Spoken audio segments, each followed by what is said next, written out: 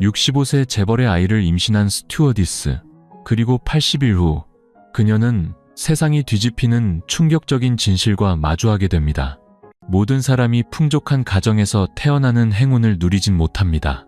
그리고 힘겨운 선택의 기로에서 순수함을 지키기란 더욱 어렵죠. 민서가 바로 그런 사람이었습니다. 25살의 김민서. 그녀는 유명 국제 항공사의 승무원이었습니다. 호감 가는 얼굴, 아담한 체구, 하얀 피부, 부드러운 목소리와 깊은 눈매. 이 모든 것이 과하지 않으면서도 매력적인 분위기를 자아냈습니다. 그녀는 눈빛 하나, 손짓 하나, 심지어 발걸음의 속도까지 세심하게 계산되어야 하는 비즈니스 클래스, 전담 승무원으로 뽑혔습니다. 민서는 한때 의사를 꿈꿨지만 아버지가 가족을 떠나면서 그 꿈은 멈춰섰습니다. 어머니마저 병상에 눕자 아직 성인도 되기 전인 그녀의 어깨에 모든 짐이 지워졌습니다. 그녀가 항공과를 선택한 것은 열정 때문이 아니라 하루빨리 돈을 벌어 어머니를 부양하고 빚을 갚고 살아남기 위한 가장 빠른 길이었기 때문입니다. 그녀는 부유한 손님들과 거리를 두는 법에 익숙했고 그들이 정중하면서도 탐색하는 듯한 시선으로 건네는 저녁 식사 제안, 정체불명의 선물, 이름 없는 메시지들을 모두 거절해왔습니다. 그녀는 자신이 그저 승무원일 뿐이며 그들의 눈에는 하늘 위에서 즐길 수 있는 움직이는 엔터테인먼트 정도로 보일 수 있다는 것을 잘 알았습니다. 하지만 그날의 비행이 모든 것을 바꿔놓았습니다. 비즈니스 클래스 가장 앞자리에 한 남자가 앉았습니다. 단정한 옷차림, 희끗희끗한 머리카락. 하지만 날카로운 얼굴과 속을 알 수 없는 눈빛을 지닌 남자였습니다. 그는 많은 것을 묻지도 웃지도 않았습니다. 민서를 처음 불렀을 때 그는 단지 이름이 민서 씨? 라고 물었을 뿐입니다. 민서가 고개를 끄덕이자 그는 이름이 참 예쁘군요.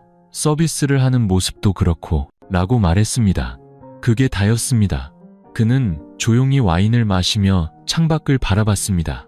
하지만 느리고 분명하게 서두르지 않는 그의 말투에서 민서는 등골이 서늘해지는 것을 느꼈습니다. 그날 그녀의 승객은 재계에서 유명하지만 대중 앞에 좀처럼 모습을 드러내지 않는 금융계의 거물 강태준 회장이었습니다. 비행 내내 특별한 일은 없었습니다. 하지만 착륙 직전 강 회장은 거의 속삭이듯 말했습니다. 다음 주에도 이 비행기를 타는데 그때도 당신을 볼 수 있으면 좋겠군. 민서는 그저 정중하게 미소 지었지만 호텔로 돌아와 가방을 열었을 때 바깥 주머니에서 작은 명함 하나를 발견했습니다. 누가 언제 넣었는지 알 수 없었습니다. 명함에는 단 한 줄만 적혀 있었습니다.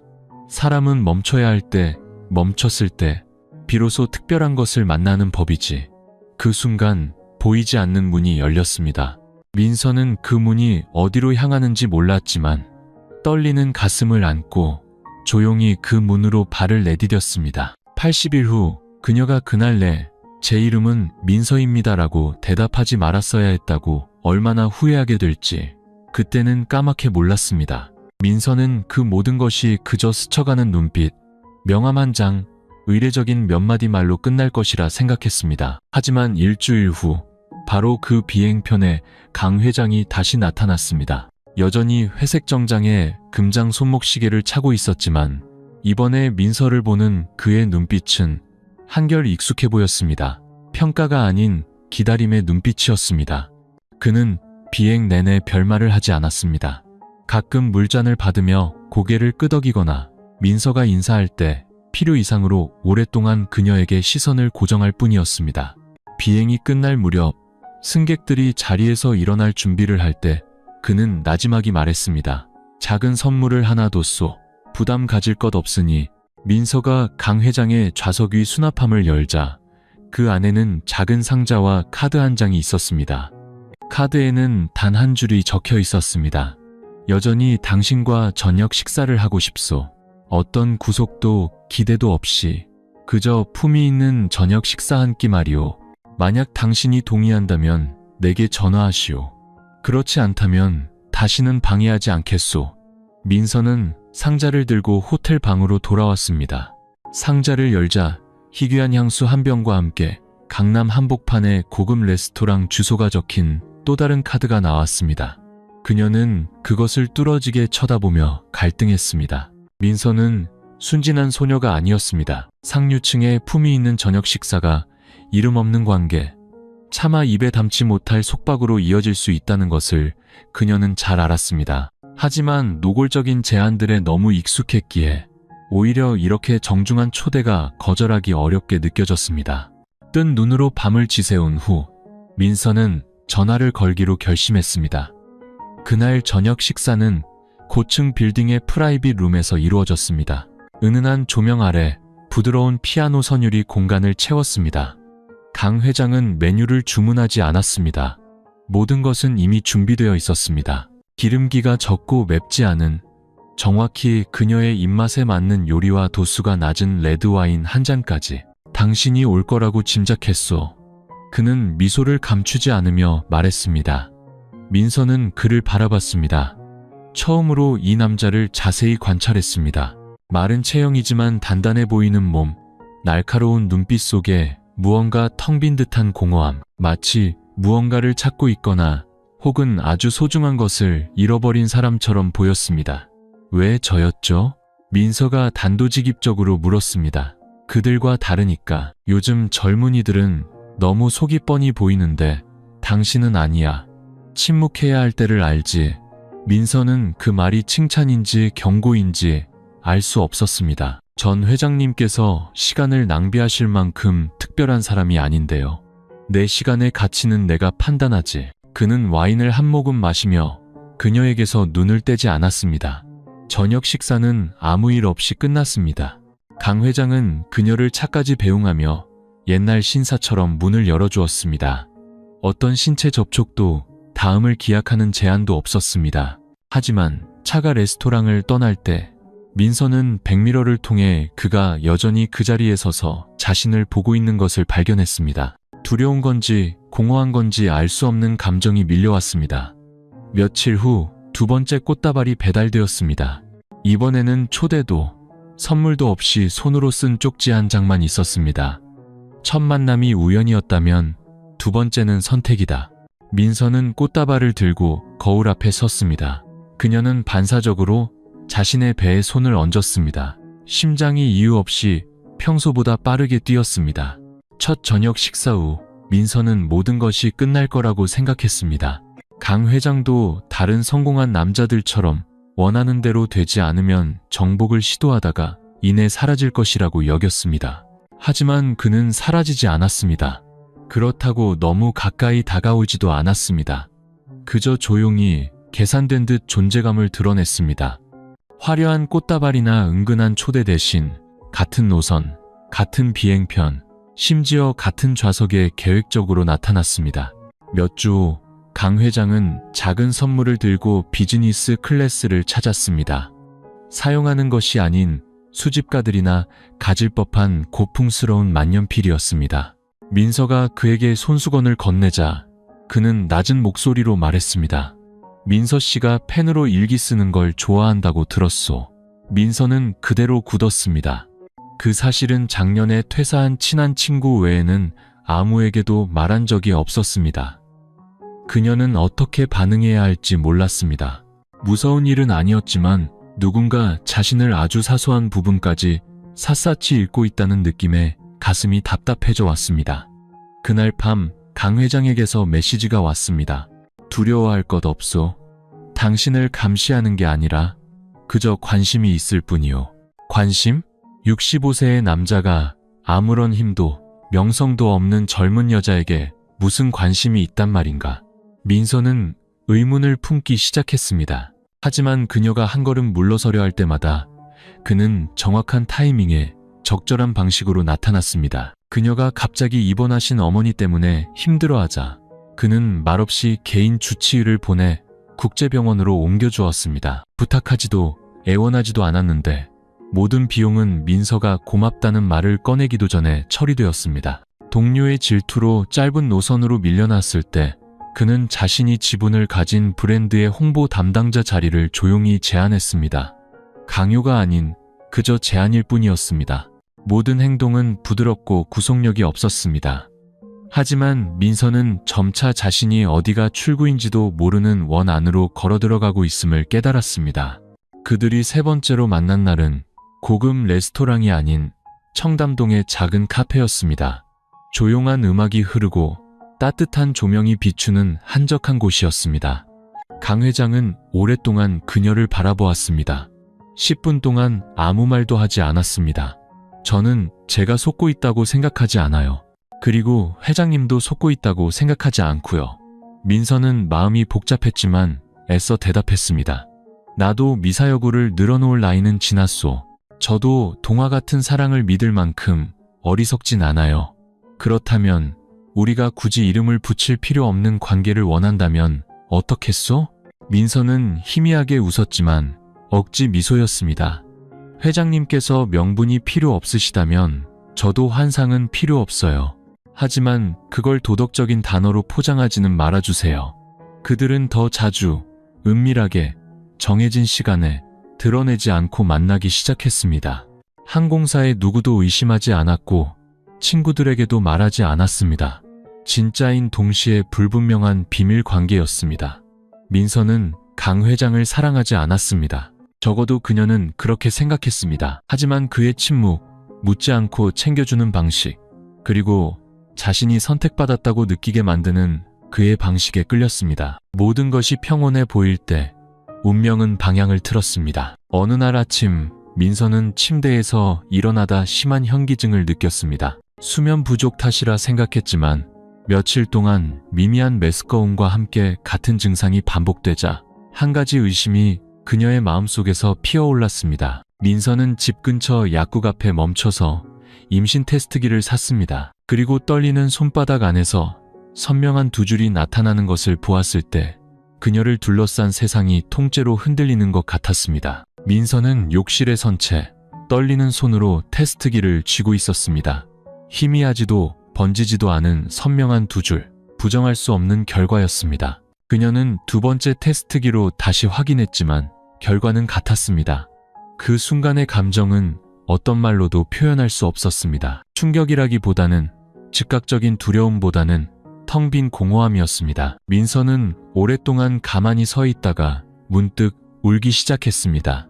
소리 없는 눈물, 아직 이름 붙이지 못한 모든 불안감을 씻어내려는 듯 눈물이 그저 하염없이 흘러내렸습니다. 그녀는 이런 상황에 전혀 준비가 되어 있지 않았습니다. 엄마가 된다는 것은 생각해 본 적도 없었고 특히나 아이의 아빠를 어떻게 불러야 할지도 모르는 상황에서는 더더욱 그랬습니다. 그녀는 강 회장에게 전화를 걸었습니다. 지난 며칠 동안 처음으로 그녀가 먼저 연락한 것이었습니다. 급히 뵙고 싶습니다. 목소리는 크지 않았지만 단호했습니다. 강 회장은 이유를 묻지 않았습니다. 그저 1시간 안에 기사가 데리러 갈 것이라고 말했습니다. 언제나처럼 그는 가장 곤란한 상황조차 매끄럽게 처리하는 방법을 알고 있었습니다. 민서는 고급스러운 응접실에서 그와 마주 앉았습니다. 원목으로 마감된 벽과 은은한 조명이 비추고 있었습니다. 그녀는 돌려 말하지 않았습니다. 임신했어요. 강 회장은 몇 초간 그녀를 바라보았습니다. 눈썹 하나 까딱하지 않았고 찻잔에서 손을 떼지도 않았습니다. 그저 조용히 고개를 끄덕였습니다. 확실한가? 2번 확인했어요. 침묵이 방 안을 가득 채웠습니다. 벽시계의 초침 소리가 민서의 가슴을 짓누르는 듯 했습니다. 이윽고 그는 찻잔을 내려놓고 의자에 등을 기댄 채 아주 차분하게 그녀를 바라보았습니다. 내가 다 처리하지. 아무것도 걱정할 것 없소. 민서는 다른 반응을 기대했습니다. 약간의 분노, 진심 어린 질문, 혹은 그보다 더 분명한 감정 표현 같은 것 말입니다. 하지만 그는 여전히 무서울 정도로 고요하고 냉정했습니다. 그게 무슨 뜻이죠? 책임지겠다는 뜻이요. 돈 문제나 출산에 대해서는 걱정할 필요 없소. 당분간 일을 쉬도록 하시오. 거처와 의사, 필요한 모든 것은 내가 마련하지. 우리 관계는. 그는 침묵했습니다. 즉답을 내놓지 않은 것은 이번이 처음이었습니다. 이윽고 그는 천천히 입을 열었습니다. 일이 이렇게까지 될 줄은 몰랐소. 책임을 회피하진 않겠소. 하지만 알다시피 모든 것을 공개할 순 없어. 당신은 아직 젊고 당신의 인생을 살아야지. 내가 돕겠지만 당신이 혹시 바랄지도 모르는 것, 예를 들어 가족 같은 것은 줄 수가 없소. 그 말은 민서의 뺨을 때리는 것 같았습니다. 그녀는 꿈을 꾸고 있었던 게 아니었습니다. 결코 아니었습니다. 하지만 이 아이가 그의 실제 삶에는 존재할 자리가 없다는 것을 그의 입으로 직접 듣자 숨이 막힐 듯한 고통을 느꼈습니다. 아이는 이름 없는 관계 속에서 태어나겠지만 안전하게 태어날 것이고 당신도 손해보지 않을 거요. 약속하지. 그날 밤 민서는 작은 아파트에 앉아 창문으로 스며드는 가로등 불빛을 바라보았습니다.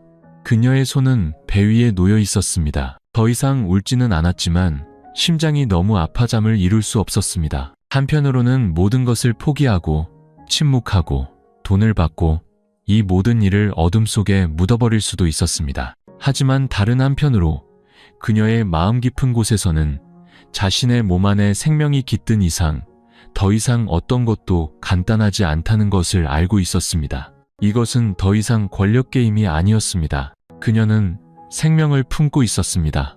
그리고 그 사실이 그녀를 두렵게 만들기 시작했습니다. 강 회장이 두려운 것도 미래가 두려운 것도 아니었습니다. 이 아이를 지켜낼 용기가 자신에게 없을까봐 두려웠습니다. 그 냉정한 대화가 있고 3일 후 민서는 낯선 주소를 받았습니다. 강 회장의 비서라고 자신을 소개한 한 남자가 카페에서 그녀를 만났습니다. 강요도 추궁도 없이 그는 조용하고 안전하며 산모를 돌보기에 편리한 서초동의 고급 아파트 열쇠를 건넸습니다. 민서는 망설였지만 결국 그곳으로 향했습니다. 아파트는 24시간 경비원이 지키는 독립된 단지 안에 있었습니다. 푸른 정원과 깨끗한 수영장, 전용 엘리베이터가 있었고 모든 곳에 카메라가 설치되어 있었습니다. 16층에 위치한 아파트는 커다란 통유리창 너머로 강이 보였고 고급 원목 가구와 최신 가전제품으로 채워져 있었습니다. 냉장고에는 꼼꼼하게 분류된 식료품, 영양제, 비타민은 물론 그녀가 가장 좋아하는 음식들까지 미리 준비되어 있었습니다. 처음에는 놀라웠지만 이내 숨이 막혀왔습니다. 민서는 방 구석구석을 걸어다녔습니다. 모든 것이 완벽하게 아름다웠지만 따뜻함은 느껴지지 않았습니다. 마치 진정으로 살기 위한 곳이 아니라 잠시 머물다 떠나는 비싼 호텔에 들어온 기분이었습니다. 그녀는 현관문을 열어보았습니다. 문은 열렸지만 복도에서는 3명의 경호원이 소름 끼칠 정도로 정중하게 그녀에게 인사했습니다. 그녀는 자신이 허용된 범위 안에서만 자유롭다는 것을 깨닫기 시작했습니다. 어머니에게 전화를 걸었지만 연결되지 않았습니다. 예전 직장 동료에게 메시지를 보냈지만 답장이 없었습니다. 페이스북과 카카오톡은 완벽한 사생활 보호를 위해 삭제하라는 요청을 받았습니다. 강 회장에게서 메시지가 왔습니다. 이런 통제에 대해 미안하게 생각하오. 하지만 이 일이 외부에 알려지면 모든 것이 훨씬 복잡해진다는 걸 당신도 잘 알잖소. 당신과 아이 모두 보호가 필요하오. 민서는 답장하지 않았습니다. 그것이 교묘하게 포장된 위로의 말이지만 실상은 더 이상 감출 필요조차 없는 통제라는 것을 알았습니다. 그날 밤 민서는 작은 서재의 서랍을 열었습니다. 그 안에는 유심칩이 없는 전화기 한 대가 놓여 있었습니다.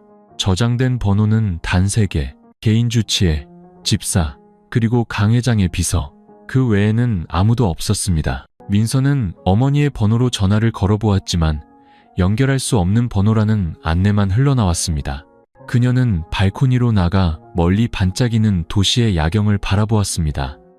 마치 허공에 떠있는 기분이었습니다. 발밑에는 화려한 불빛이, 머리 위에는 유리 천장이 있었습니다. 화려하고 현대적이지만 의심스러울 정도로 정중한 시선들에 의해 밖에서 잠겨버린 상자. 일주일 후 의사가 임신 경과를 확인하러 왔습니다. 40대 초반의 여성으로 아주 부드럽고 세심했지만 민서가 개인적인 질문을 할 때마다 교묘하게 화제를 돌렸습니다. 모든 정보는 꼼꼼히 기록되고 보고되었지만 어디로 보내지는지는 알 수 없었습니다.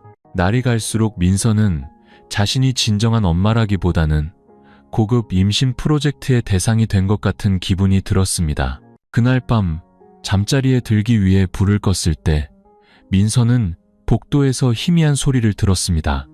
크지는 않았지만 그녀를 벌떡 일어나게 만들기에는 충분했습니다. 그녀는 조심스럽게 문 쪽으로 다가갔습니다. 복도는 텅 비어 있었지만 천장에 달린 카메라의 불빛은 규칙적으로 깜빡이고 있었습니다. 그녀의 머릿속에 한 가지 질문이 떠올랐습니다. 만약 내가 사라진다면 누가 알기나 할까? 그리고 바로 그 순간 그녀는 자신이 한 걸음 한 걸음 숨결하나 심지어 꿈까지도 감시당하고 있다는 것을 분명히 느꼈습니다. 민서는 그 아파트에서 열흘 넘게 살았습니다. 모든 것은 규칙적으로 돌아갔습니다. 아침에는 의사가 들렀고 점심에는 문 앞에 음식이 놓였습니다. 오후에는 경호원과 함께 단지 내를 산책하는 시간이었습니다. 삶은 마치 안락한 감옥 같았습니다. 소리치는 사람도 강요하는 사람도 없었지만 모든 발걸음에는 감시의 눈길이 따라다녔습니다.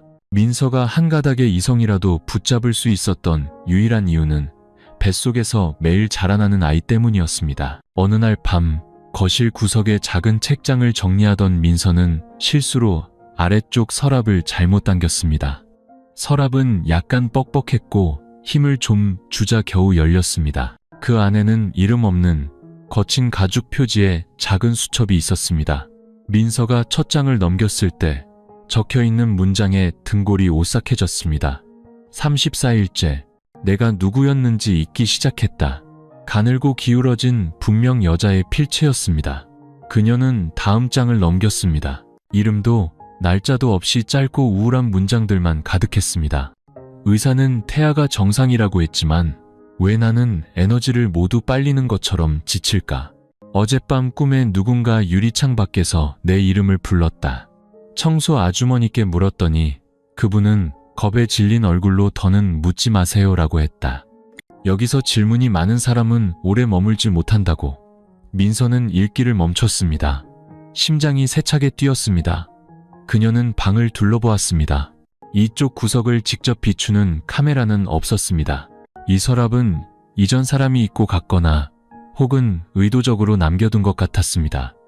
그녀는 거의 마지막 장에 가까운 페이지를 읽었습니다. 만약 누군가 이 글을 읽고 있다면 제발 출산 전에 여기서 나갈 방법을 찾아요.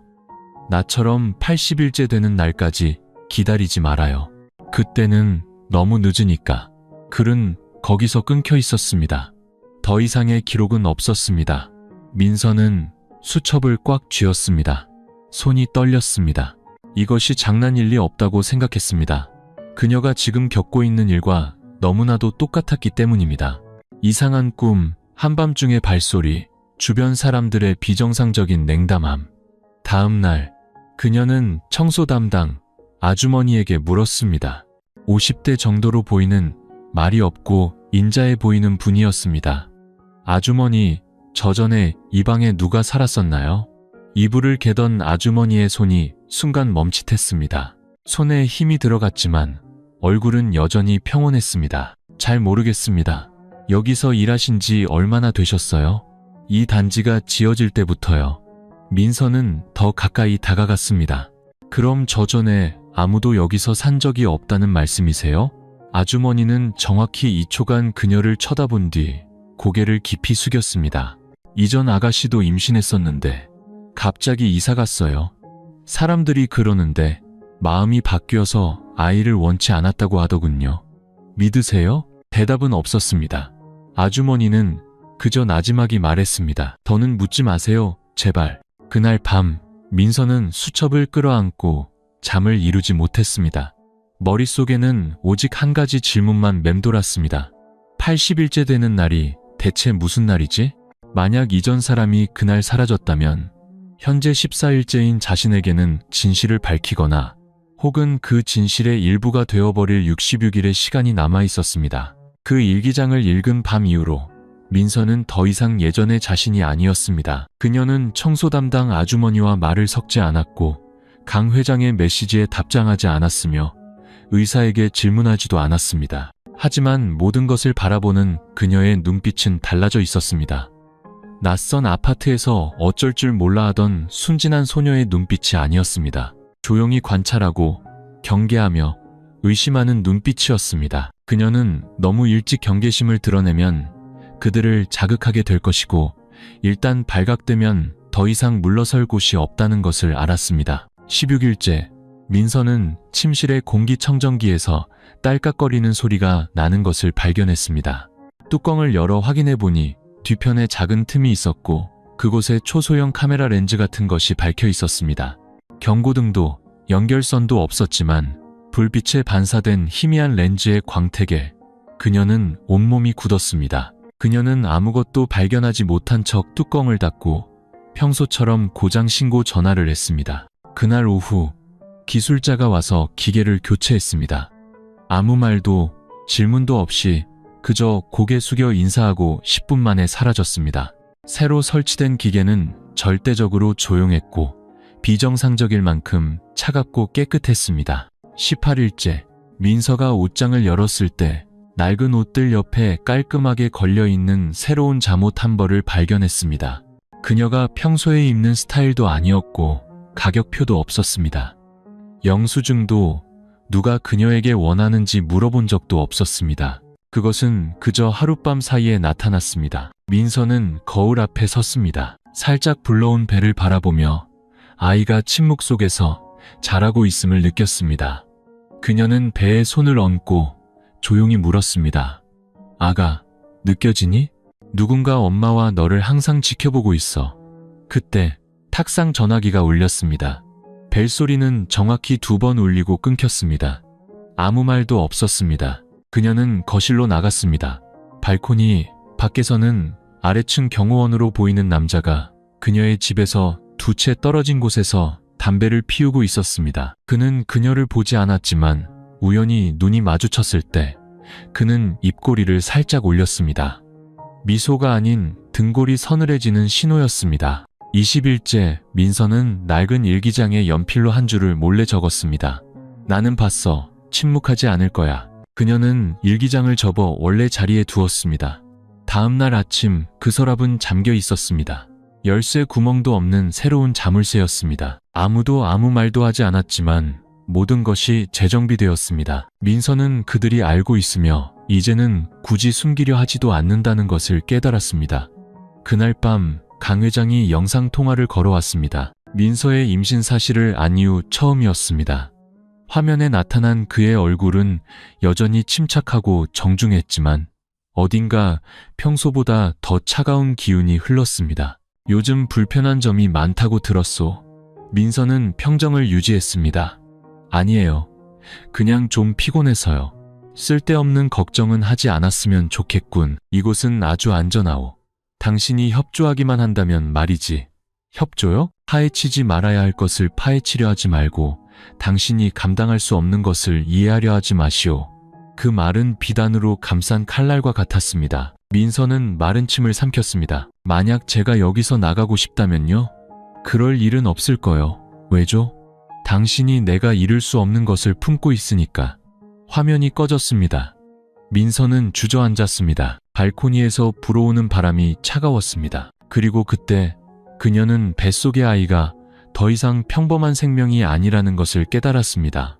아이는 자산이었고 엄마인 자신은 그 자리를 떠날 수 없는 파수꾼이었습니다. 23일째 되는 날 아침, 민서가 평소처럼 아침 식사를 받으러 문을 열었을 때 그녀는 순간 멈칫했습니다. 쟁반 위에는 음식과 산모용 우유뿐만 아니라 반지 하나가 놓여 있었습니다. 비싼 반지는 아니었습니다.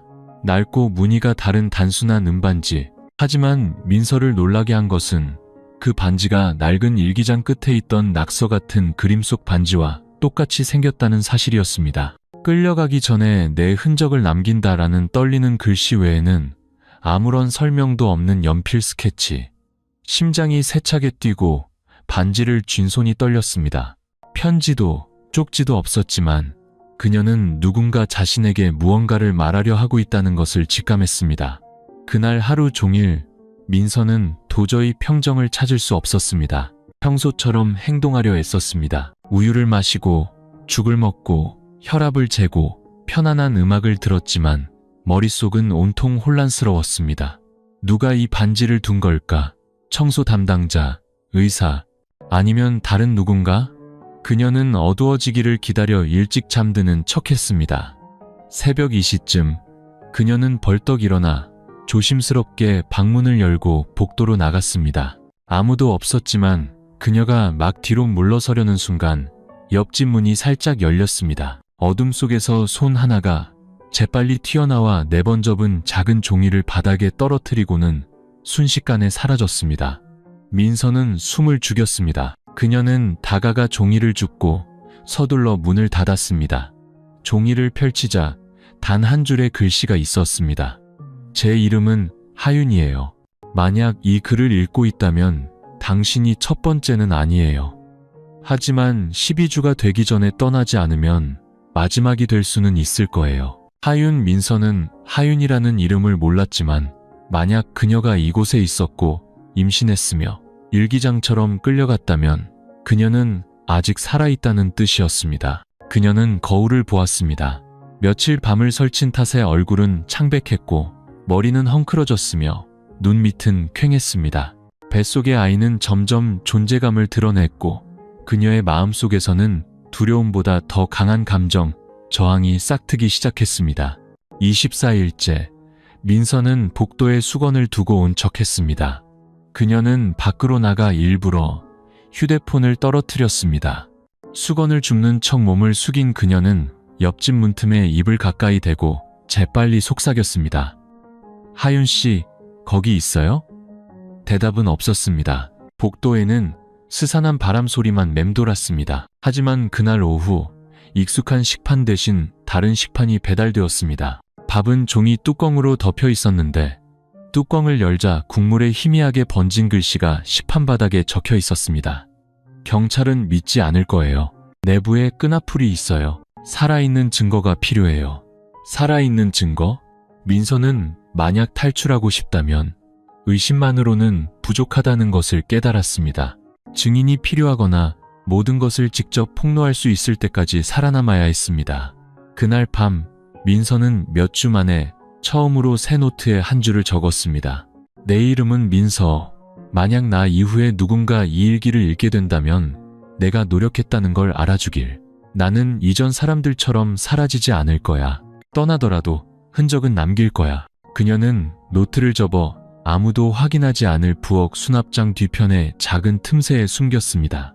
거의 한 달 만에 처음으로 그녀는 잠을 잘 수 있었습니다.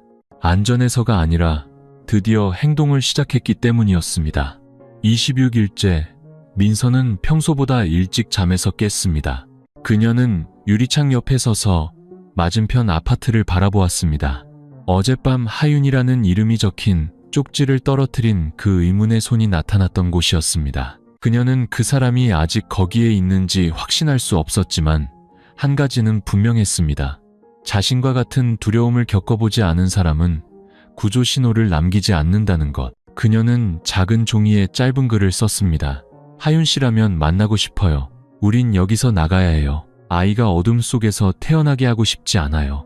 점심 식사가 배달되었을 때 민서는 평소처럼 그 종이를 손수건에 숨겨 식판 위에 떨어뜨리는 척했습니다. 그녀는 그 쪽지가 올바른 사람에게 전달되기를 바랄 뿐이었습니다. 그날 오후 5시 15분, 민서가 신선한 공기를 마시기 위해 발코니로 나갔을 때 반대편 유리창에서 아주 작은 소리가 들렸습니다.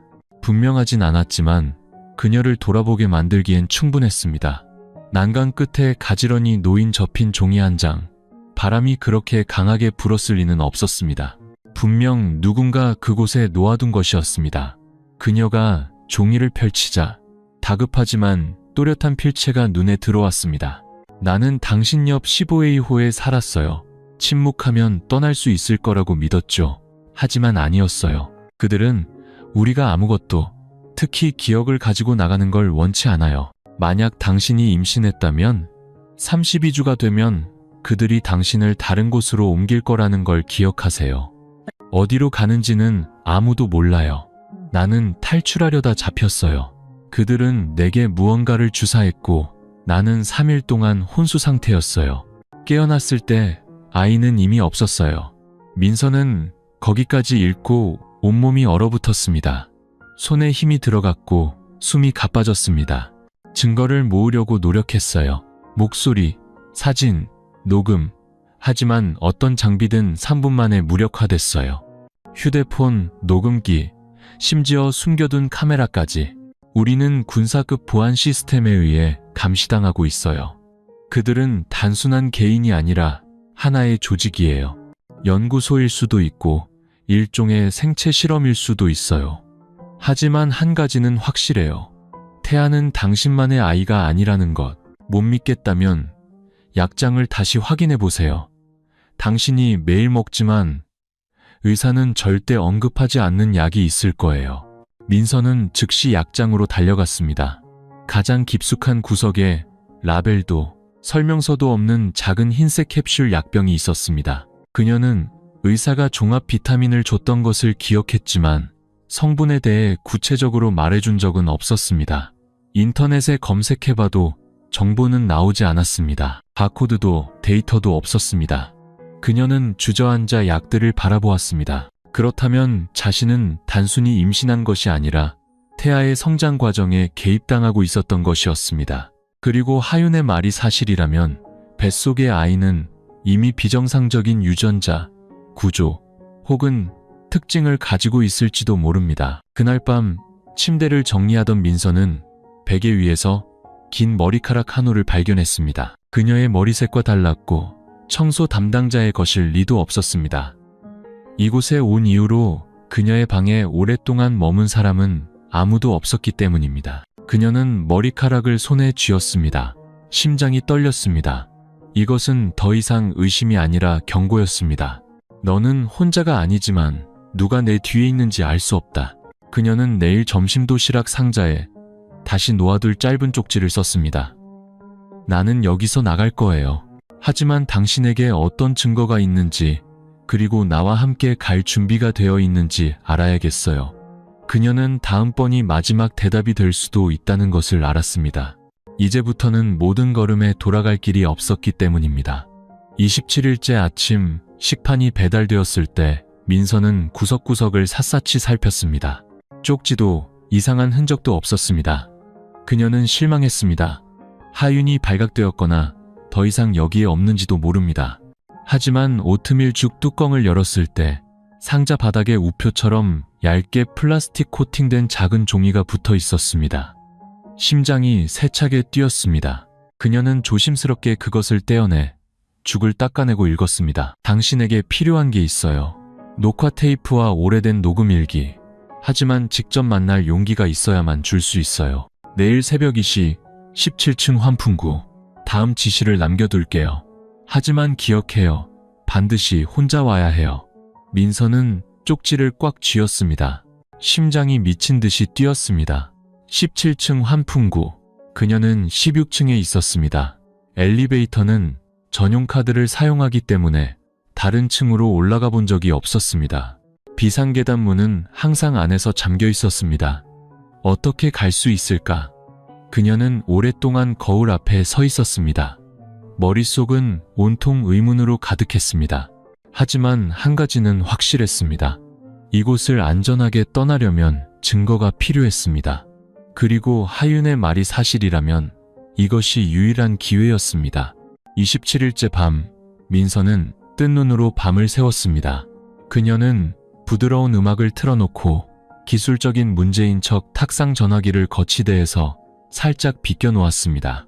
침실 등은 희미하게 켜두고 베개는 마치 깊이 잠든 것처럼 비스듬히 놓았습니다. 새벽 1시 50분경 그녀는 긴 바지와 얇은 재킷을 입고 소매 안쪽에 작은 과도를 숨겼습니다. 그런 다음 욕실 환풍구 덮개를 열었습니다. 얇은 철판으로 막혀있는 공기 통로였습니다. 안은 좁고 먼지가 많았지만 기어 들어가기에는 충분했습니다. 그녀는 아침에 한번 시도해봤습니다. 통로는 약 4m 길이로 카메라가 없는 17층 천장으로 연결되어 있었습니다. 새벽 2시 3분, 민서는 위층 환풍구 입구로 빠져나왔습니다. 눈앞에는 텅 빈 작은 방이 있었습니다. 플라스틱 의자 하나와 삼배 가방 하나만 덩그러니 놓여 있었습니다. 아무도 나타나지 않았습니다. 인사도 없었습니다. 그녀는 가방을 열었습니다. 안에는 USB 하나, 수첩 하나, 그리고 쪽지 한 장이 들어 있었습니다. 증거를 밖으로 보내려 2번 시도했지만 실패했어. 장비가 파괴됐지. 이번에 당신이 용기를 낸다면 이걸 가지고 나가는 사람이 될 거야. 민서는 모든 것을 재킷 안쪽에 숨기고 통로를 따라 기어서 돌아왔습니다. 땀이 비 오듯 흘렀고 손은 떨렸으며 배가 살짝 뭉쳤지만 그녀는 피가 날 정도로 입술을 깨물었습니다. 쓰러질 수 없었습니다. 절대로. 방으로 돌아와 바닥에 발을 딛는 순간 노크 소리가 들렸습니다. 똑똑. 그녀는 쏘스라치게 놀랐습니다. 식사 배달 시간도 아니고 의사가 올 시간도 아니었습니다. 누구지? 노크 소리는 5초 후에 멈췄습니다. 민서는 숨소리도 내지 않고 가만히 있었습니다. 심장이 미친 듯이 뛰었습니다. 그녀는 옷장 뒤에 웅크리고 앉아 가방을 꽉 끌어안았습니다. 5분 후 문틈으로 쪽지 한 장이 밀려 들어왔습니다. 그녀는 아무 소리도 들리지 않을 때까지 기다렸다가 조심스럽게 다가갔습니다. 강 회장의 필체였습니다. 잠을 더 많이 자는 게 좋을 거요. 태아는 잘하고 있고 한 가지는 기억해두길 바라오. 나는 당신이 하는 모든 것을 정확히 알고 있어. 내가 직접 나서게 만드는 짓은 하지 마시오. 민서는 바닥에 주저앉았습니다. 온몸의 감각이 마비되는 듯 했습니다. 심장이 세차게 뛴 것은 두려움 때문이 아니었습니다. 그가 처음으로 직접 나선다는 표현을 썼기 때문이었습니다. 더 이상 돌려 말하지도 애둘러 표현하지도 않았습니다. 이제 그녀는 위협적인 존재였고 뱃속의 아이는 더 이상 평범한 아이가 아닐지도 몰랐습니다. 28일째, 민서는 방 안에서 노트북을 켤 엄두를 내지 못했습니다. 하윤이 어떤 장비든 몇 분 만에 무력화된다고 썼던 말이 떠올랐습니다. 그녀는 과감한 결정을 내렸습니다. 이사 올 때부터 여행 가방에 숨겨두었던 낡은 노트북을 꺼내 분해했습니다. 배터리를 분리하고 와이파이를 껐으며 웹캠을 테이프로 가렸습니다. 화면이 켜지자 심장이 세차게 뛰었습니다. USB가 인식되었습니다. 그 안에는 13층이라는 이름의 폴더 하나만 있었습니다. 클릭하자 30초에서 1분 길이의 짧은 영상 파일 5개와 12분짜리 음성 파일 하나, 그리고 시간 기록이 적힌 텍스트 파일이 나타났습니다. 민서는 헤드폰을 끼고 첫 번째 파일을 재생했습니다. 영상 1, 창문 하나 없는 눈부시게 하얀 방. 만삭의 젊은 여성이 침대에 양손이 묶인 채 울부짖고 있었다. 하얀 가운을 입은 남자가 그녀의 팔에 무언가를 주사했다. 남자의 얼굴은 보이지 않았고 기계음이 삐 울렸다. 여자는 절망적으로 몸부림쳤다. 화면이 꺼졌다. 영상이 천장에서 몰래 촬영한 적외선 카메라 영상. 하얀 방호복을 입은 한 무리의 사람들이 토론하고 있었다. 그 중에서 민서는 차갑고 또렷한 강 회장의 목소리를 알아들었다. 결함 있는 유전자를 가진 태아가 외부로 유출되어서는 안 된다. 30주 이전에 생물학적 이상 반응이 발생하면 즉시 회수를 진행하도록.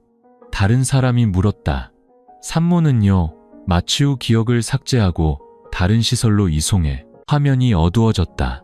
민서는 손에서 힘이 빠지는 것을 느꼈다. 그녀는 잠시 숨을 고르고 등 뒤로 식은땀이 흘렀다. 그녀는 억지로 다음 영상을 재생했다. 영상 3, 초음파 영상 기록이었다. 하지만 민서를 경악하게 한 것은 태아의 움직임이었다. 뱃속의 태아는 비정상적으로 격렬하게 움직였다. 마치 고개를 돌려 눈을 뜨는 것처럼 보였고 스쳐 지나가는 한 프레임에서 그 눈은 마치 카메라 렌즈를 똑바로 쳐다보는 듯했다. 민서는 소리를 지르며 헤드폰을 바닥에 내던졌다. 그녀는 배를 감싸 안고 숨을 헐떡였다. 아이에게 뭔가 이상이 있었다. 우연일 리 없었다. 음성 파일. 하윤의 목소리는 또렷했지만 절망으로 가득 차 있었다. 그들이 뭘 하는지는 모르겠지만 유전 재설계 프로젝트에 대해 말하는 걸 들었어요. 그들은 젊고 건강하며 사회적 유대관계가 적은 여성들을 선택해요. 자연 임신이나 인공수정을 통해 임신시킨 뒤 조작된 유전자와 결합된 태아의 반응을 관찰하는 거죠. 나는 의식이 있는 것처럼 너무 일찍 움직이는 태아를 본 적이 있어요. 그리고 마취해서 깨어났을 때 의사는 단 한마디 했어요. 이제 당신 몸엔 걱정할 게 아무것도 남지 않았습니다. 민서는 더 이상 들을 수 없었다. 그녀는 벌떡 일어나 바닥에 구토를 했다.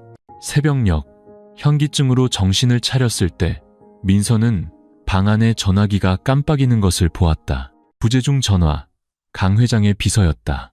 그들이 무언가 눈치챘다는 것을 알았다. 그녀는 거울로 다가갔다. 거울 속 얼굴은 더 이상 상냥한 승무원의 얼굴이 아니었다. 생존과 진실의 경계에 선 한 어머니의 눈빛이었다. 민서는 녹음기를 켜고 새로운 음성을 남겼다.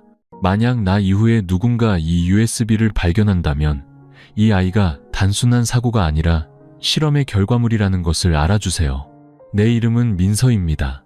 내가 탈출할 수 있을지 모르겠지만 시도할 겁니다. 내가 이 아이의 엄마니까. 32일째, 그날 하루 종일 민서는 창가에서 떠나지 않았다. 그녀는 단지로 들어오는 길을 뚫어지게 쳐다보았다. 모든 차량은 3개의 보안 초소를 통과해야만 들어올 수 있었다. 그녀는 무언가를 기다리고 있었다. 신호, 확인, 혹은 소식. 하지만 아무것도 없었다. 메시지도, 전화도, 하윤의 힌트도, 더 이상의 쪽지도 없었다. 민서는 몸이 불편하다고 느꼈다. 피곤하다기보다는 몸 안에서 무언가 변하고 있는 것 같았다. 그녀는 배에 손을 얹었다. 아이는 더 격렬하게 움직였고 때로는 엄마의 생각에 반응하는 것 같았다. 저녁이 되자 전화가 다시 울렸다. 강 회장이 아니었다. 어제의 그 배달원이었다. 그는 7초 동안 속삭였다. 내가 당신 도운 거 그들이 알았어요. 미행당하고 있어요. 어떻게든 하지 않으면 나 오늘 밤을 못 넘길 거예요. 그리고 전화가 끊겼다. 민서는 공황 상태에 빠졌다. 그녀는 방 안을 서성였다. 생각이 꼬리를 물었다. 만약 그가 잡히면 조직은 USB가 외부로 나갔다는 것을 알게 될 것이다. 그러면 하윤을 포함한 모든 관련자들이 제거될 것이고 그녀가 마지막 증인이 될 것이다. 하지만 그를 구하면 그녀의 정체가 드러날 것이고 침묵하면 그녀는 안전하겠지만 자신을 도와준 한 사람의 목숨이 희생될 것이다. 민서는 모든 것을 뒤졌다. 그녀는 여행 가방에서 예전에 쓰던 GPS가 없고 유심칩도 뺀 구형 휴대폰을 찾아냈다. 그녀는 근처의 한 모텔 주소와 함께 지난 3주 동안 관찰해온 북쪽 담장에 공사 중인 보조 통로를 통해 단지를 빠져나가는 길을 적어 메시지를 작성했다. 그녀는 메시지를 임시 저장했다. 그리고 사람이 가장 적은 새벽 3시가 되기를 기다렸다가 휴대폰 전파를 켜고 전송 버튼을 눌렀다. 메시지가 전송된 지 불과 5초 후 방 안의 불이 갑자기 꺼졌다. 아파트 전체가 어둠에 잠겼다. 멀리서 보안 경보음이 울려 퍼졌다. 민서는 몸이 굳었다. 그녀는 천천히 의자에 앉아 숨을 골랐다. 10분 후 비상등이 켜지며 아무 일 없었다는 듯이 상황은 정상으로 돌아왔다. 하지만 그녀는 그들이 비정상적인 통신 활동을 감지했다는 것을 알았다. 시간이 얼마 남지 않았다. 다음 날 33일째 아침, 낯선 여자가 나타나 자신을 임산부 심리 상담 전문가라고 소개했다. 그녀는 매우 상냥했지만 눈빛에서는 날카로움을 숨기지 못했다. 민서 씨, 요즘 잠은 잘 주무세요? 그럭저럭요. 악몽은 꾸지 않고요? 가끔요. 혹시 태아에게 뭔가 잘못됐다는 느낌을 받은 적은 없으세요? 민서는 고개를 들었다. 이 질문은 건강 상태를 확인하는 것이 아니라 심리를 떠보는 것이었다. 저는 아이와 아주 깊이 연결되어 있다고 느껴요. 그녀는 미소 지었지만 대답하지 않고 무언가를 메모했다. 떠나기 전 그 여자는 민서의 어깨에 손을 얹고 나지막이 말했다. 만약 준비가 되셨다면 때로는 일부를 희생하는 것이 전체를 구할 수도 있답니다. 엄마와 아이, 두 사람 모두를 생각하세요. 그 말은 비단으로 포장된 협박이었다. 민서는 바닥에 주저앉았다. 그들이 떠보고 있다는 것을, 시험하고 있다는 것을, 그리고 40일이 되기 전에 자신이 탈출하거나 하윤처럼 이송될 것이라는 것을 분명히 알았다. 그녀는 신호를 기다리며 휴대폰을 켰다. 1분 후 메시지가 도착했다. 탈출했소. 고맙소. 데이터는 올바른 사람에게 전달됐소. 그들이 조사 중이오. 살아남으시오. 당신이 마지막 희망이오. 민서는 울음을 터뜨렸다. 몇 주 만에 처음으로 그녀는 분명한 이유 때문에 울었다. 자신의 믿음이 누군가를 구했고 결국 자신을 구하게 될 것이라는 희망 때문에. 그날 밤 그녀는 발코니로 나가 하늘을 올려다보았다. 얇은 구름이 달을 가리고 있었지만 그녀는 바람의 방향만 바뀌면 빛이 다시 드러날 것이라는 것을 알았다. 34일째 아침 7시. 아침 식사가 평소보다 일찍 제공되었다. 플라스틱 용기가 아닌 은식기와 함께 나온 하얀 도자기 그릇이었다. 음식을 가져온 사람은 낯선 직원이었다. 말도 미소도 없었다. 민서는 무언가 다가오고 있음을 직감했다. 9시 탁상 전화기가 울렸다. 듣지 않아도 그것이 명령이라는 것을 알 수 있었다. 하지만 이번에는 강 회장이 아닌 요양시설 관리 비서에게서 온 전화였다. 감정 없는 여성의 목소리가 흘러나왔다. 김민서님, 준비해 주십시오. 10시에 태아 발달지수 재평가를 위해 특별관리시설로 모실 차량이 도착할 예정입니다. 정기적인 절차입니다. 거절할 수 없습니다. 거절할 수 없다는 것은 명령이라는 뜻이었다. 그녀는 차가워진 손으로 수화기를 내려놓았다. 때가 온 것이다. 13층, USB에서 언급되었던 곳. 한번 들어가면 누구도 예전 모습으로 돌아오지 못했다는 바로 그곳. 그녀는 옷을 갈아입고 옷단 안쪽에 작은 칼날을 조용히 숨겼다. 그리고 녹음 기능만 있는 연결되지 않은 소형 마이크가 장착된 가짜 목걸이를 걸었다. 10시 15분, 검은색 차량이 조용히 지하 주차장을 지나 땅속 깊은 곳으로 내려갔다. 엘리베이터 문이 열렸다. 층수 표시판은 없었고 희미하게 관계자 외 출입 금지라는 작은 글씨만 보였다. 그녀가 내리자 차가운 공기가 엄습했다. 천장에는 형광등이 길게 이어져 있었다. 모든 것이 감정 없을 정도로 깨끗했고 복도는 모두 똑같이 생겼다. 표지판도 이름도 없이 C13, B나 OX 같은 코드만 나열되어 있었다. 민서는 벽이 온통 하얀 밀실로 안내되었다. 강철 책상과 가죽 의자가 놓여 있었다.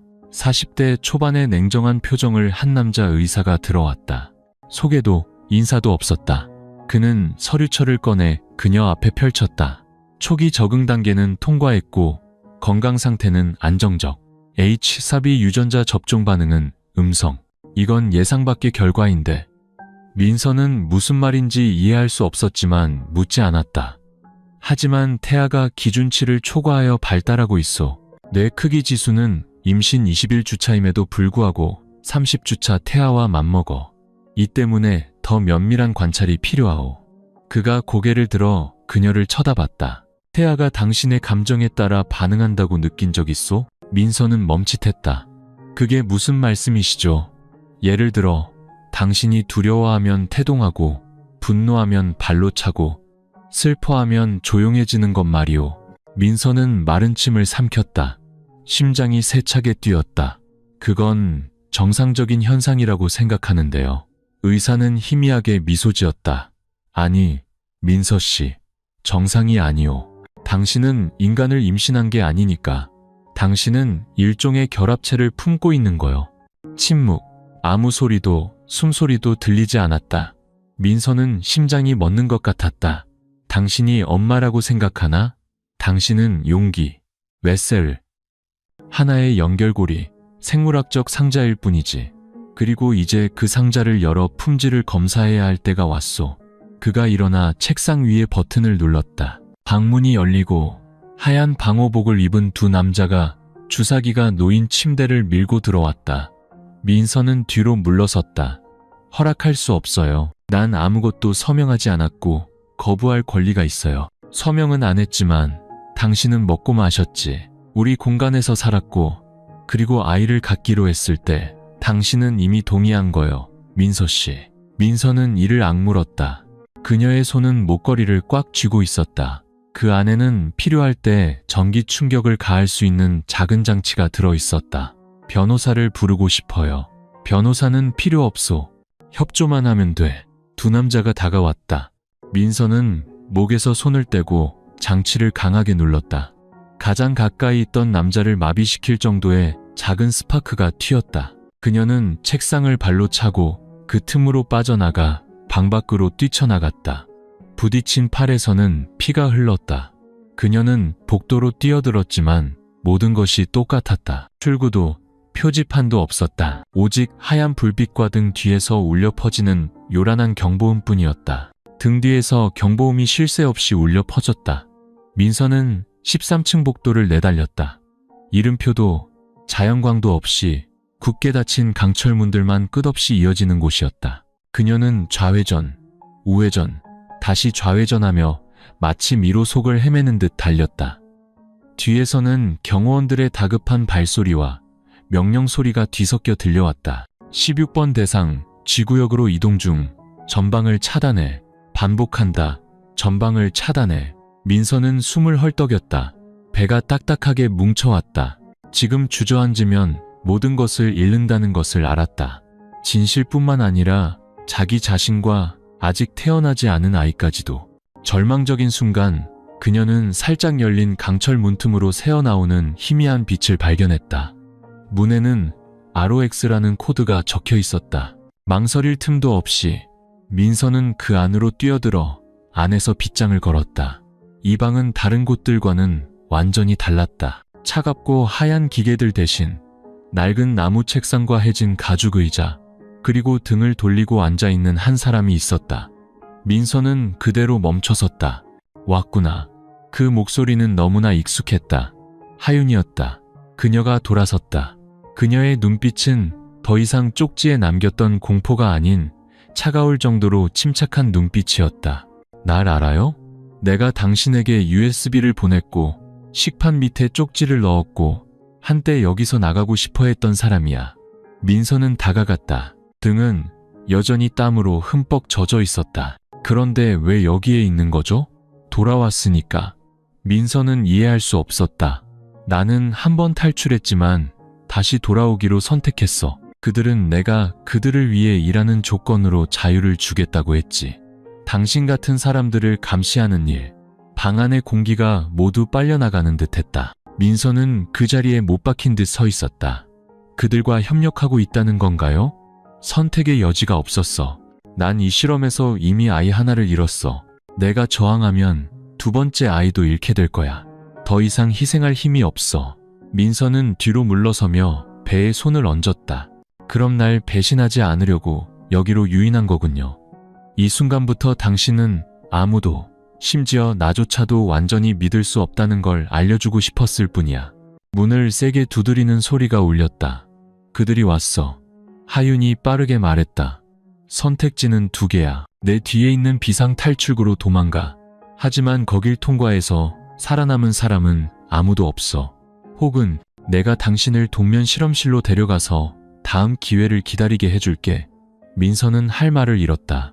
그녀는 뒤에 있는 작은 철문을 바라보았다. 검은 커튼으로 위장되어 있었다. 어디로 이어지는지는 아무도 몰랐지만 유일하게 경비가 없는 길이었다. 당신이 가겠다면 말리지 않겠지만 잊지 마. 그들은 당신이 살기를 원하지 않아. 그저 당신 뱃속에 있는 게 필요할 뿐이야. 민서는 입술을 깨물었다. 피맛이 느껴졌다. 아까의 전기 충격으로 여전히 타는 냄새가 나는 목걸이를 꽉 쥐었다. 그들이 내 아이에게 손대게 두지 않을 거야. 그녀는 커튼을 젖히고 문을 열었다. 뒤돌아보지 않았다. 적어도 선택권을 준 것만으로도 고마워요. 문이 민서의 등 뒤로 닫혔다. 추격자들의 발소리는 점점 더 가까워졌고 그녀의 앞에는 깜빡이는 붉은 비상등만이 길을 비추는 춥고 어두운 복도가 펼쳐져 있었다. 그녀는 혼자였지만 단호하게 그 안으로 들어섰다. 이 문 너머는 생존일 수도 혹은 종말일 수도 있었기 때문이었다. 민서는 어두운 복도로 들어섰다. 등 뒤의 문은 손잡이도 빗장도 없이 자동으로 닫혔다. 한 번 들어오면 돌아갈 수 없었다. 유일한 빛은 천장에서 계속 깜빡이는 붉은 경고등뿐이었다. 마치 공간이 피로 가득 찬 것처럼 보였다. 공기는 답답하고 축축했으며 짙은 쇠 냄새가 났다. 민서는 차가운 바닥을 밟으며 느리지만 결연한 걸음으로 나아갔다. 그녀는 짧은 복도를 지나 아래로 이어지는 계단에 다다랐다. 13층은 표면에 불과했다. 그 아래에는 어떤 설계도에도 기록되지 않은 곳이 있었다. 지하 N구역. 그녀는 심장이 세차게 뛰는 것을 느끼며 계단을 내려갔다. 계단은 끝없이 이어지는 듯했다. 가장 아래에는 두꺼운 유리문이 있었고 그 너머에는 묘지처럼 고요하고 어두운 넓은 공간이 있었다. 그녀가 다가서자 문이 자동으로 열렸다. 그 안에는 누구도 상상할 수 없는 광경이 펼쳐져 있었다. 수많은 생체 배양 포드. 각각의 포드 안에는 녹색 액체 속에 떠있는 태아가 있었다. 포드마다 이름 없이 코드 번호만 적혀 있었다. 그리고 모든 태아는 성장하고 있었고 심장 박동이 있었으며 모두 똑같은 얼굴을 하고 있었다. 민서는 충격에 휩싸였다. 그녀는 한 포드에 가까이 다가갔다. 안의 태아가 고개를 돌려 눈을 떴다. 그 눈은 그녀가 봤던 초음파 영상 속의 눈과 똑같았다. 틀림없었다. 그들은 보고 있었다. 지각이 있었다. 그리고 그녀를 더욱 경악하게 한 것은 그들 모두가 강 회장의 얼굴을 하고 있다는 사실이었다. 민서는 본능적으로 배를 감싸 안으며 뒤로 물러섰다. 머릿속에서 수많은 질문이 터져나왔다. 그들은 대체 무엇을 만들고 있는 것인가? 군대? 우월한 유전자를 가진 세대? 복제품? 그녀는 세 번째, 네 번째 포드를 지나 다섯 번째 포드 앞에서 멈춰섰다. 그 안에는 다른 태아들보다 훨씬 큰 태아가 있었다. 밖에는 프로젝트 KOE라는 이름표가 붙어 있었다. 민서는 그 자리에 얼어붙었다. 그녀가 고개를 돌리자 뒤편의 프로젝터가 자동으로 켜졌다. 강 회장이 이 방 한가운데 앉아 차분한 목소리로 말하는 영상이 재생되었다. 나는 유전자 돌연변이로 아들을 잃었소. 불완전한 자연 때문에 혈통이 끊어지는 것을 용납할 수 없었지. 나는 미래 세대를 구하기 위해 이들을 만들었소. 나는 당신처럼 건강하고 젊고 사회적 유대가 적은 여성들이 필요했소. 이상적인 생물학적 모체로 말이지. 한두 명이 아니라 여러 나라, 여러 어머니에게서 수백 명의 아이들이 만들어졌고 그들 모두가 바로 나요. 민서는 비명을 지르며 화면을 내리쳤다. 눈물이 툭 터진 듯 쏟아졌다. 아니야, 이건 생물학이 아니야. 이건 복제고 괴물이야. 화면이 꺼졌다. 그녀의 등 뒤로 문 하나가 열렸다. 오래된 위성 통신 장비, 제어판, 그리고 빨간 불빛이 깜빡이는 카메라가 있는 작은 방이었다. 그녀는 안으로 들어갔다가 바닥에 미동도 없이 누워있는 사람을 발견했다. 25살쯤 되어 보이는 또 다른 어머니였다. 손발이 묶여 있었고 배는 갈라져 있었으며 더 이상 움직이지 않았다. 그 옆에는 수첩 한 권이 놓여 있었다. 마지막 줄에는 이렇게 적혀 있었다. 만약 살아남아 이걸 읽는 사람이 있다면 제발 그들이 내게 한 짓을 반복하게 두지 말아줘. 민서는 몸을 떨었다. 그녀는 수첩을 집어들고 카메라의 전선을 잡아당겼다. 낡은 키보드로 좌표와 함께 SOS라는 글자를 입력했다. 누가 받을지는 몰랐지만 이것이 증거이고 지금이 바로 그때라는 것을 알았다. 멀리서 셔터문이 열리는 소리가 들리기 시작했다. 누군가 그녀가 이곳에 들어온 것을 발견한 것이다. 민서는 주위를 둘러보고 수첩을 꽉 쥔 채 눈을 뜨고 미소 짓고 있는 마지막 배양포드를 돌아보았다. 그녀는 속으로 말했다. 너는 저들과 달라. 너는 마지막 희망이야. 엄마가 널 여기서 데리고 나갈게. 그리고 그녀는 달렸다. 등 뒤에 있는 것은 단순한 조직이 아니었다. 그들은 인류 구원이라는 이름 아래 멸망보다 더 끔찍한 것을 만들어내는 자들이었다. 등 뒤에서 셔터문이 금속이 찢어지는 듯한 소리를 내며 올라갔다. 민서는 그들이 들이닥치기까지 60초도 남지 않았다는 것을 알았다. 그녀는 밖으로 곧장 달리지 않았다.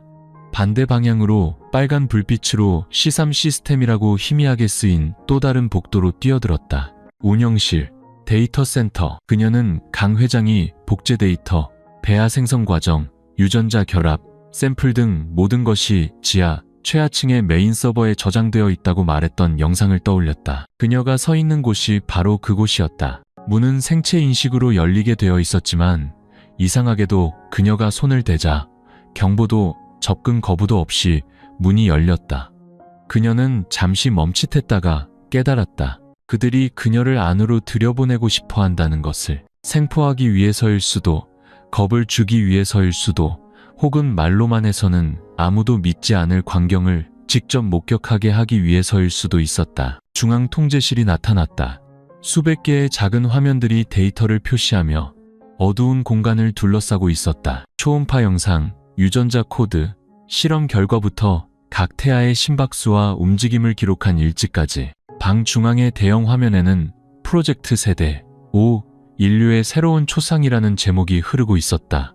민서는 키보드로 달려가 미친 듯이 타이핑했다. 백업 버튼, 데이터 전송 버튼을 찾았지만 모든 것이 비활성화되어 있었다. 오직 시스템 전체 삭제라는 붉은 버튼 하나만 빛나고 있었다. 그녀는 떨리는 손으로 서 있었다. 누르기만 하면 모든 연구 데이터, 복제 프로젝트, 배후의 신상이 영원히 사라질 터였다. 증거는 남지 않겠지만 그들이 이 프로젝트를 확장할 기회도 사라지는 것이었다. 스피커에서 갑자기 목소리가 울려 퍼졌다. 어리석은 짓 하지 마. 당신은 작은 일부일 뿐이야. 모든 걸 지우면 수백만 명의 희망까지 죽이는 셈이라고. 당신 뱃속에 있는 게 바로 미래야. 강 회장의 목소리였다. 전화가 아닌 내부 시스템을 통해서였다. 우리는 괴물을 만드는 게 아니야. 질병도 한계도 없는 인간의 새로운 초상을 만드는 거지. 당신은 이해할 수 없겠지만 참여할 수는 있어. 아이를 낳고 여기서 머물러 새로운 세대의 여신이 되는 거야. 민서는 소리쳤다. 당신은 날 도구로 만들기 위해 생명을 들먹일 권리가 없어. 내 아이는 상품이 아니고 난 프로그래밍된 세대의 엄마가 아니야. 침묵. 그리고 뼛속까지 시린 한마디가 흘러나왔다. 그렇다면 당신은 파멸을, 자기 자신까지 파멸시키는 길을 택하는군. 그녀는 자신의 손과 얇은 옷 아래에서 움직이는 배를 바라보았다. 눈물이 흘렀다. 나약해서가 아니라 더 이상 다른 선택지가 없다는 것을 알았기 때문이었다. 그녀는 카메라를 향해 아주 천천히 말했다. 수천의 인공 생명을 끝내기 위해 한 생명을 희생해야 한다면 받아들이겠어요. 내 아이가 가짜 세상에서 자라게 둘 수는 없어요. 나는 그 아이의 엄마고 엄마는 자식을 지켜야 하니까.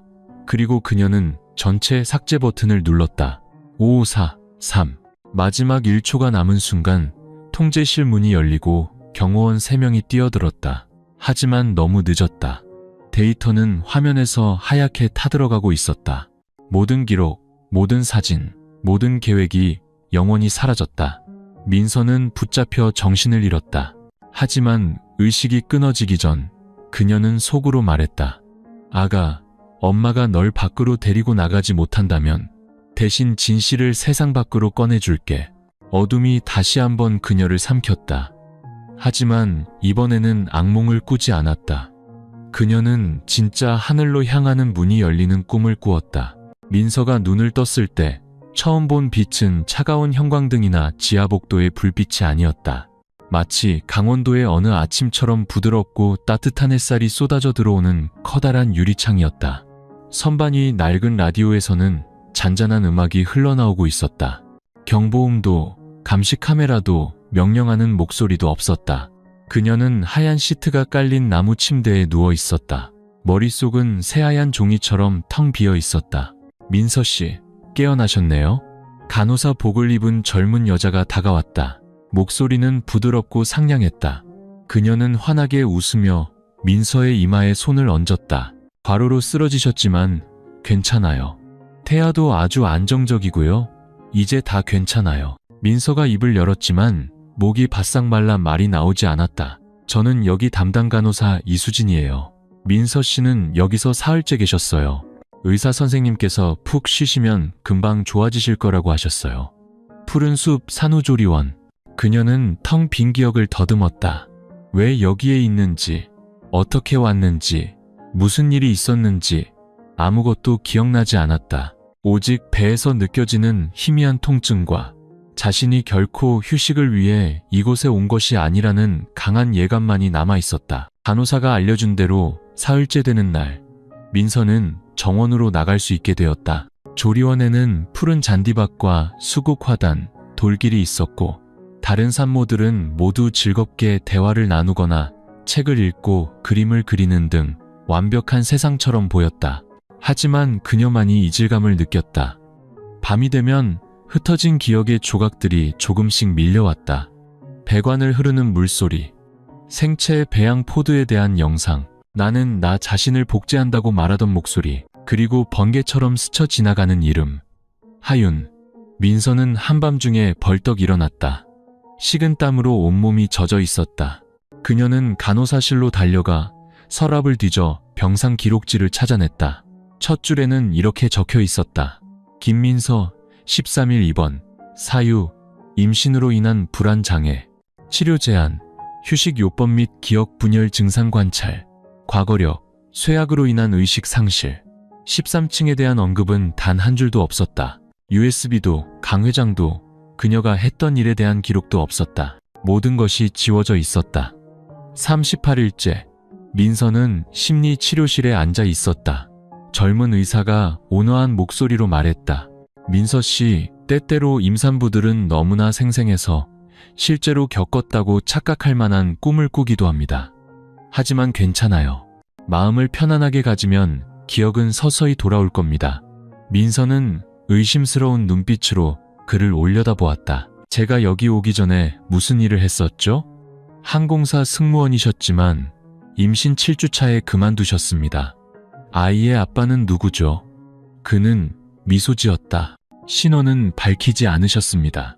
가까운 지인이라고만 하셨고 아이는 꼭 낳고 싶다고 하셔서 저희는 그 결정을 존중하고 있습니다. 민서는 손을 꽉 쥐었다. 마음속에서 끔찍한 의심이 피어오르기 시작했다. 아무도 언급하지 않고 나 자신조차 기억하지 못한다면 진실은 과연 존재하는 것일까? 38일째 밤, 그녀는 거울 앞에 앉아 있었다. 배에서 느껴지는 가벼운 수축에 아이가 움직이고 있음을 뚜렷이 느꼈다. 하지만 이번의 움직임은 이전과 달랐다.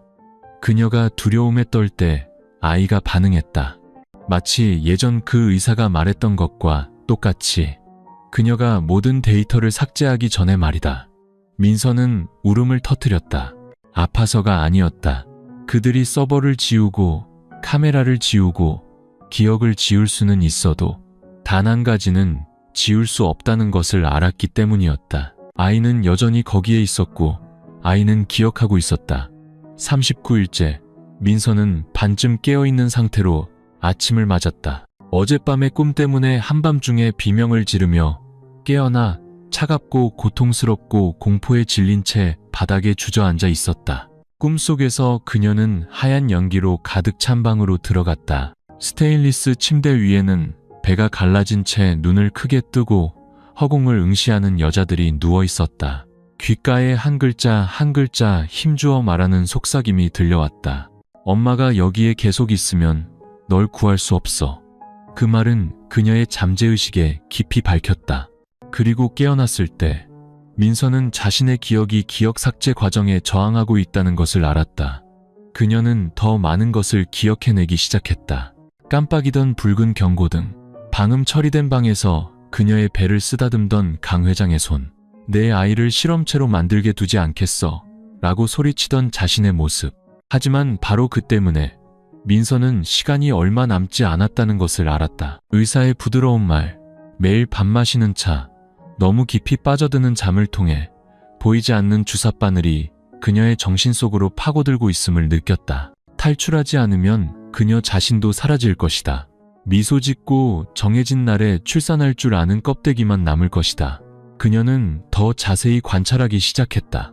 푸른 숲 산후조리원은 무서울 정도로 평온했다. 노인도 아이도 없었다. 오직 임산부들 뿐이었고 출산 후 돌아온 사람은 아무도 없었다. 민서는 향미라는 이름의 산모에게 물었다. 여기서 출산한 사람 본 적 있어요?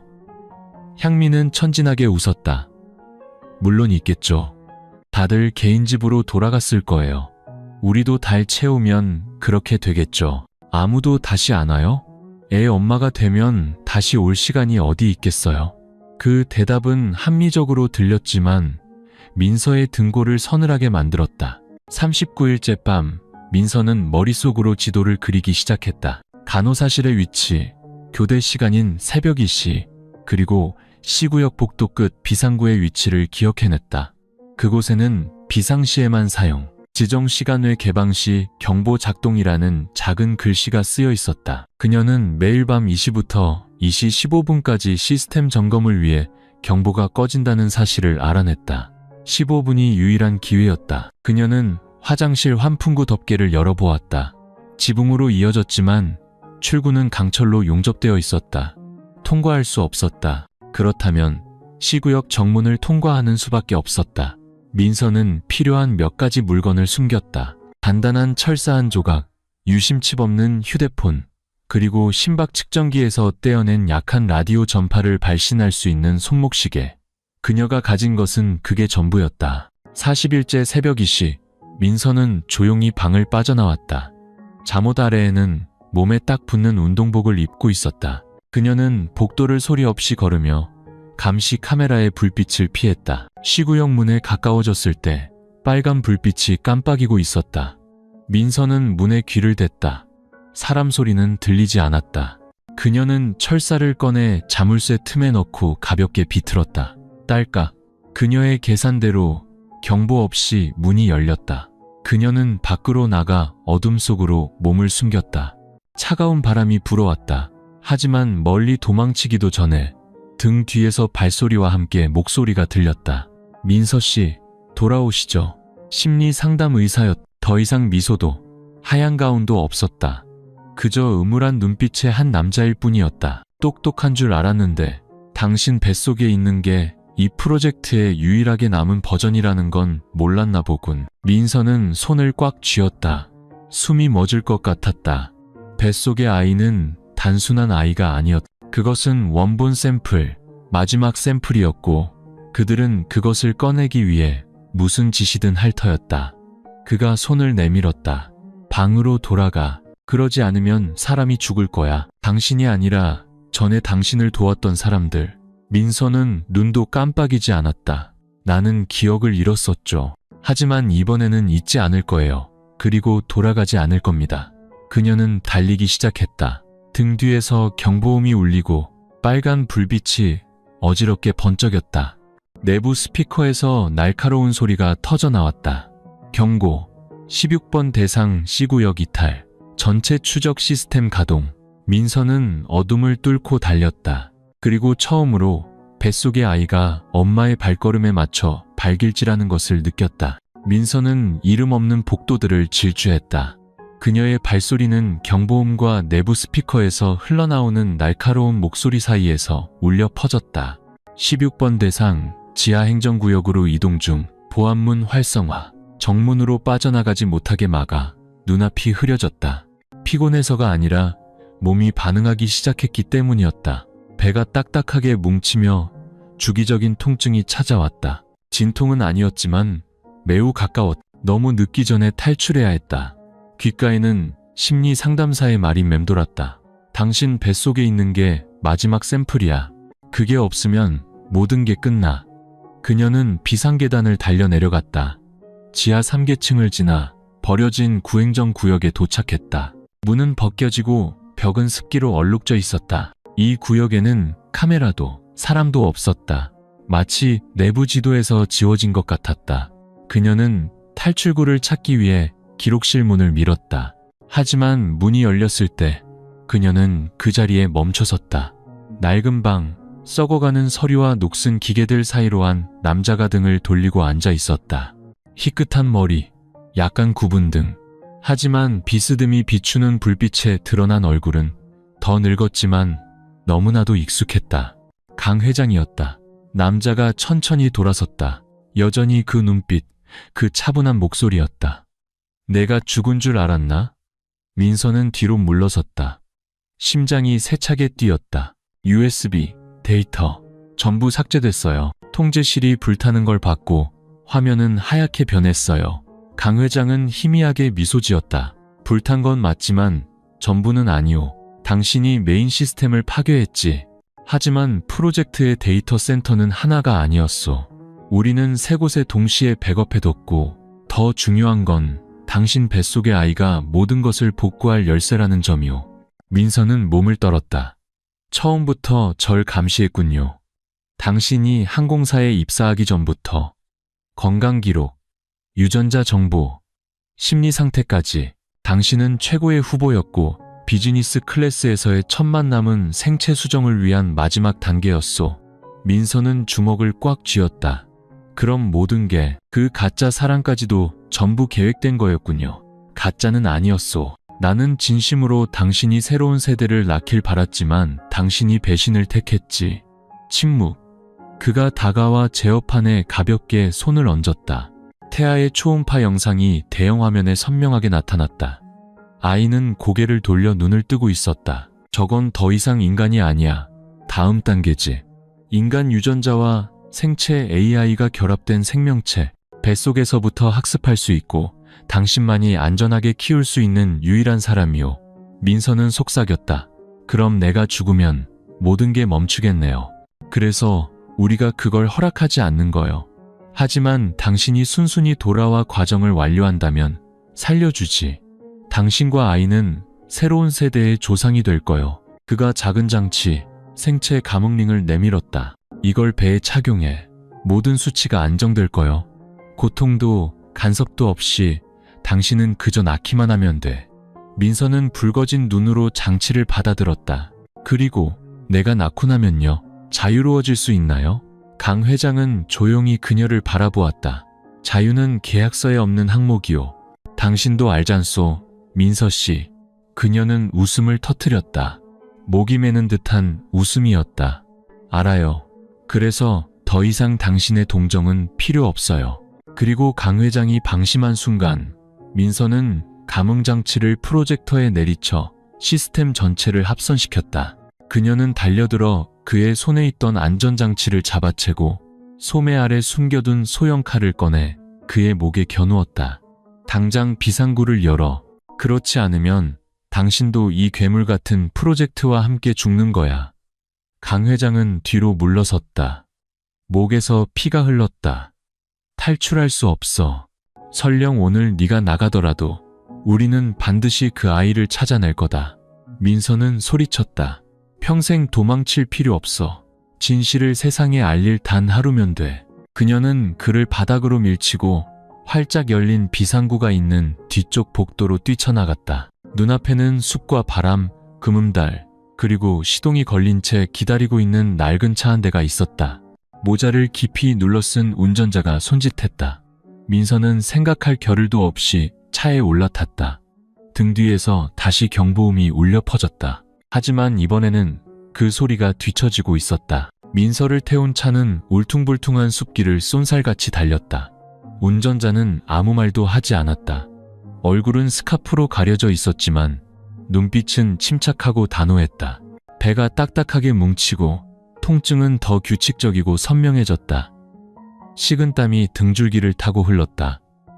여기서 나을 수는 없어. 길 위에서는 안 돼. 하지만 다른 선택지가 없다는 것을 알았다. 30분 후 차는 산 중턱의 작은 나무집 앞에 멈췄다. 양철 지붕에 임시로 지은 듯한 벽, 전기도, 통신 신호도 잡히지 않았고 등유 램프 하나가 희미하게 타오르고 있었다. 운전자가 문을 열고 그녀를 부축해 안으로 들어갔다. 그제야 그는 스카프를 풀었다. 민서는 깜짝 놀랐다. 예전에 그 배달원이었다. 미행당하고 있어요. 어떻게든 해줘요. 라고 말했던 사람. 잡힌 줄 알았어요. 그가 짧게 대답했다. 겨우 빠져나왔소. 이제 당신 차례요. 그녀는 더 묻지 않았다. 그럴 힘도 없었다. 그녀는 흙바닥에 깔린 얇은 매트리스 위로 쓰러졌다. 통증이 밀려왔다. 이번에는 진짜였다. 아이가 곧 태어날 것이었다. 새벽녘 양철 지붕 위로 비가 뚝뚝 떨어졌다. 등유램프 불빛이 흔들렸다. 울음소리가 터져 나왔다. 울부짖거나 격렬하지 않았다. 그저 작고 쉰 목소리의 울음. 마치 이 위험한 세상에서 너무 눈에 띄면 안 된다는 것을 아는 듯한 아이의 울음소리였다. 민서는 아이를 품에 안았다. 하얀 피부, 감은 눈, 엄마의 온기를 찾는 작은 손을 가진 남자아이였다. 그녀는 울었다. 아파서가 아니라 살아남았기 때문에. 그녀의 아이가 살아남았기 때문에. 안녕, 아가. 가장 잔인한 방식으로 널 이 세상에 오게 해서 미안해. 하지만 약속할게. 이제부터는 엄마와 빈만 있을 거야. 다음 날 아침, 민서는 이제 유일한 동료가 된 운전자의 품에 아이를 맡겼다. 이 아이를 남 기자에게 데려다 주세요. 10년 전에 강 회장에 대해 조사했던 분이에요. 그가 아이를 지켜줄 거예요. 그리고 저는 남은 일을 끝내야 해요. 그녀는 한때 조리원이었던 이제는 폐허만 남은 기지로 돌아갔다. 그녀가 탈출한 후 시설은 흔적도 없이 불타버렸지만 민서는 다시 돌아왔다. 그곳에서 그녀는 예전에 나무 밑에 묻어두었던 작은 금속 상자를 파냈다. 그 안에는 약한 전파를 발신하던 시계에서 빼낸 마이크로 SD 카드에 임시 저장해둔 원본 데이터의 사본이 들어있었다. 라디오나 듣는 용도라고 생각했던 그 시계가 마지막 증거를 담고 있을 줄은 아무도 몰랐을 것이다. 3일 후 복제 데이터 전체, 프로젝트 KEO의 실체, 관련자 명단, 산모들의 사망 기록이 국내 12개 주요 언론사를 통해 동시에 터져나오며 전국을 뒤흔들었다. 인간 복제 프로젝트 폭로, 재벌 총수강 회장과 비밀 생명 공학 조직의 실체, 여성을 용기로 이용, 고급 산후조리원 뒤에 숨겨진 소름 끼치는 진실, 한 명의 증인, 한 명의 아이, 그리고 시스템을 침묵시킨 기록. 정부가 수사에 착수했고 유사시설들이 봉쇄되었다. 강 회장은 흔적도 없이 사라졌다. 민서는 데이터를 보낸 후 모든 시야에서 자취를 감췄다. 3년 후 강원도의 맑은 아침, 3살쯤 되어 보이는 남자아이가 공을 안고 웃으며 잔디밭을 아장아장 걸었다. 멀리서 밀짚 모자를 쓰고 두꺼운 외투를 입은 한 여자가 다가왔다. 그녀는 아이를 품에 안고 속삭였다. 좋은 아침, 아들. 아이는 웃으며 엄마의 가슴에 손을 얹었다. 민서가 나지막이 말했다. 그들은 모든 것을 복제할 수 있지만 사랑은 절대 복제할 수 없어. 그리고 너는 엄마가 지키기로 선택한 유일한 생명이야. 미치광이의 꿈을 위해서가 아니라 한 명의 인간으로 살아가기 위해서. 그녀는 아이의 손을 잡고 산등성이 너머로 찬란하게 떠오르는 아침 햇살을 향해 걸어갔다. 더 이상 기계도 악몽도 없었다. 오직 자유만이 있었다. 시청자 여러분, 이제 겨우 28살이 된 한 여성, 민서의 삶은 때로는 전쟁이나 재앙이 아니라 인류 구원이라는 이름으로 포장된 인간의 탐욕이야말로 인간성을 가장 깊이 파괴한다는 가슴 아픈 진실을 보여줍니다. 그녀는 단순한 피해자가 아니었습니다. 그녀는 생명을 지키기로 선택했지만 계산적이고 비윤리적인 세상을 위해 자신의 아이를 희생하기를 거부한 한 명의 어머니였습니다. 이 이야기는 진보라는 이름 아래 행해지는 실험들에 대한 경고일 뿐만 아니라 과학과 인간 복제 사이의 위태로운 윤리적 경계에 대해 다시 한번 생각하게 합니다. 민서는 영웅이 되기를 선택하지 않았습니다. 그녀는 단지 엄마가 되기를 선택했습니다. 자신을 위해서가 아니라 한 아이의 미래를 위해 가면이 일어선 어머니, 그리고 폭풍이 지나간 뒤 산등성이를 비추는 마지막 햇살처럼 진실은 마침내 드러났습니다. 우리가 용기를 내어 말하고 일어서고 나아간다면 그 어떤 악도 생명의 빛을 영원히 가릴 수는 없습니다. 민서의 여정을 함께 해주셔서 감사합니다. 이 이야기가 여러분의 마음에 와닿았다면 더 이상 누구도 홀로 진실의 무게를 짊어지지 않도록 공유해 주시기 바랍니다.